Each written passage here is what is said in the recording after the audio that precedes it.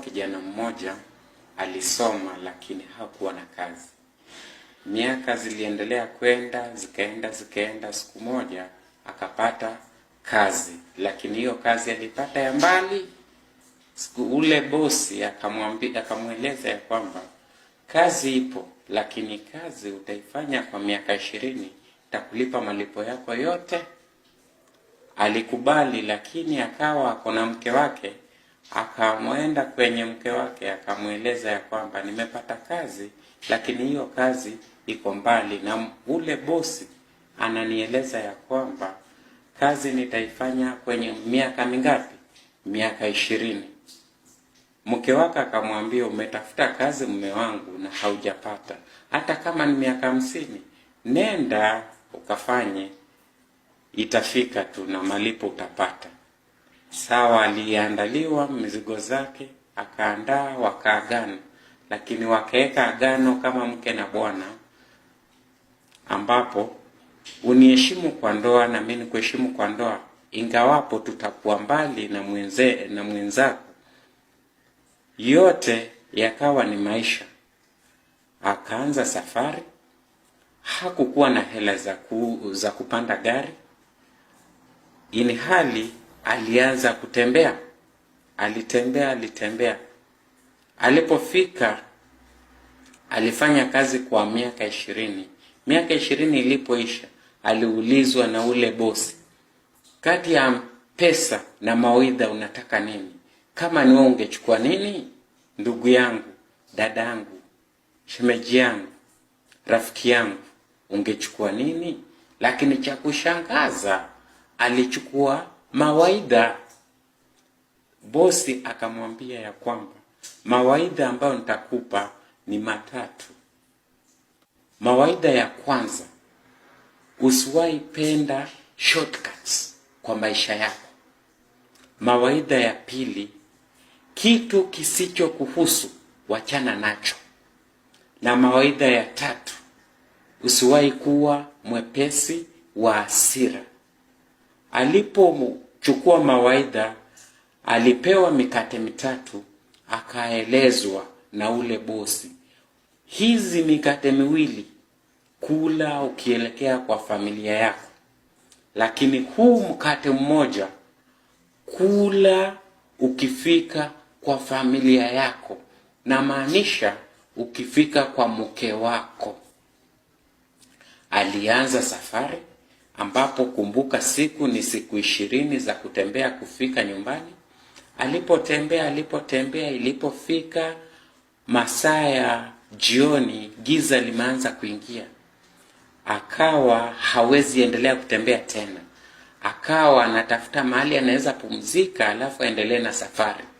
Kulikuweko wakati huo na boss mmoja aliyekuwa na hela zake, aliyekuwa na bar, aliyekuwa na hoteli, vyumba vya kulala vilikuwa pale, wafanyakazi walikuwa wengi.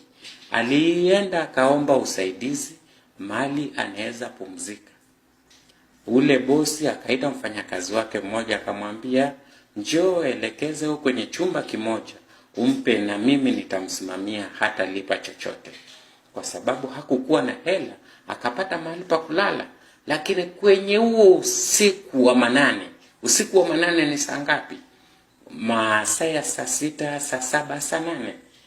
Kulitokea nduru tofauti na zile alizopata pale kwenye chumba cha kulala.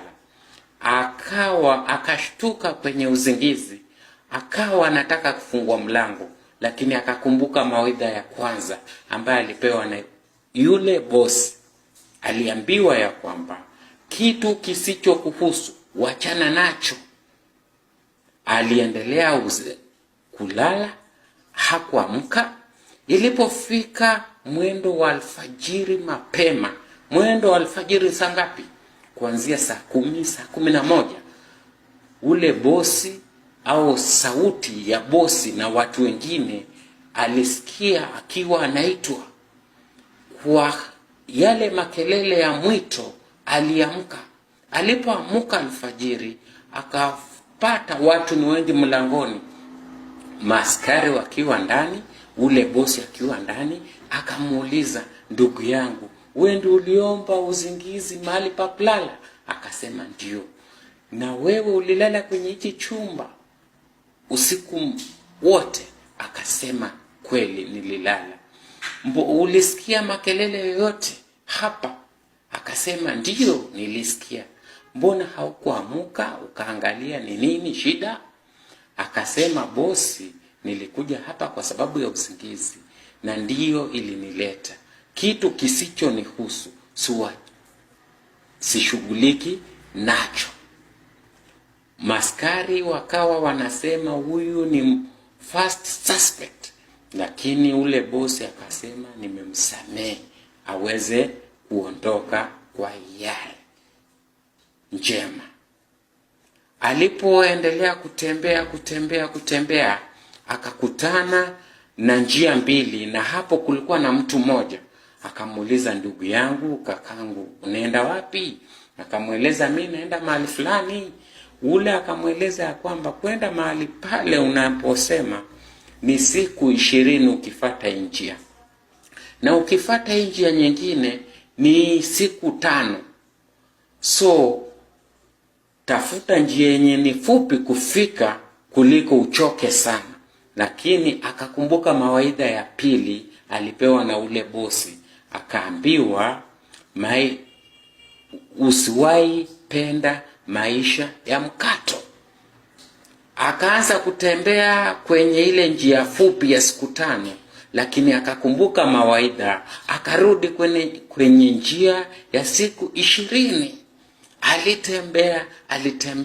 Alitembea. Alipofika karibu na boma, akiwa kwenye mlango kuu wa kuingia bomani, aliona mke wake akiwa na mwanaume. Nakumbuka agano ni kwamba wakati alikuwa akienda kazi, waliagana na mke wake ya kwamba niheshimu kwa ndoa na mimi nikuheshimu kwa miaka 20. Alishikwa na hasira, akakumbuka mawaidha ya 3 alipewa na ule bosi. Akamwambia, usiwe mwepesi wa hasira. Alipokumbuka mawaidha ya 3, aliondoka hadi kwa jirani, aliomba uzingizi pale. Ilipofika, majirani waliona kama ni kichaa, kwa sababu amemaliza miaka 20 hajakuja kwake, na bado amefika, lakini anaomba usingizi kwa jirani. Kwa yote, ilipofika mwendo wa asubuhi, alienda kwake, lakini kama mwanaume alikuwa na hasira bado. Lakini mke wake akamkumbatia, akamkaribisha, akamwambia, mume wangu, nimekumisi, nimekupoteza, lakini nimekupata tena. Kwa yote akasema, we ni mke wangu, lakini ulivunja agano tuliloweka wakati naondoka. Agano langu lilikuwa ya kwamba usiende nje ya ndoa na mimi nisiende nje ya ndoa. Lakini jana nilikuja hapa mwendo wa saa 12 jioni, nikalala kwa jirani, nilipata ukiwa na mwanaume ambao ulikuwa umesimama naye pale nje ya nyumba. Mke wake akamwambia, sio hivyo, nitakueleza, niambie kwanza vile umetembea. Akasema ya kwamba mimi nilitembea vizuri, nimefanya kazi kwa miaka 20, lakini baada ya miaka 20 ule bosi aliniuliza, kati ya pesa na mawaidha unataka nini? Nilisema nataka mawaidha.